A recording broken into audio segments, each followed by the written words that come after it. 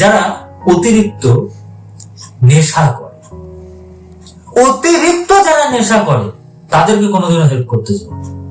নেশা বলতে দু রকম, কারোর পয়সার নেশা, কারোর মদ, ড্রাগস, সিগারেট ফিগারেট এইসবের নেশা যাদের রয়েছে, এদেরকে কোনো সময় হেল্প করতে যাবে।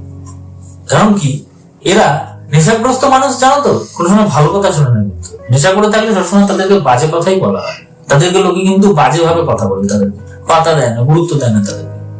আর তাদেরকে তুমি সেটা হেল্প করতে যাবে না, তারা তোমাকে উল্টো পাল্টা কথা বলবে। উল্টো পাল্টা বলতে সেই লেভেলের উল্টো পাল্টা, মানে তুমি একটা ভালো পজিটিভ ভাবনা চিন্তা তার কাছে প্রকাশ করতে গেলে সে একদম 90 ডিগ্রি অ্যাঙ্গেলে ঘুরিয়ে দিয়ে উল্টো পাল্টা কথা বলবে, বাজে বাজে গালাগালি করবে, মানে বাজে ভাষায় কথা বলবে তোমার সাথে, তোমার ফ্যামিলিকে নিয়ে টানবে, তোমার পরিবারকে নিয়ে টানবে, বিভিন্ন রকম তোমার ফ্যামিলি মেম্বারদেরকে নিয়ে টানবে। তাদেরকে কেন হেল্প করতে যাবো? তাহলে আমি তাদেরকে হেল্প করতে যাওয়া উচিত না।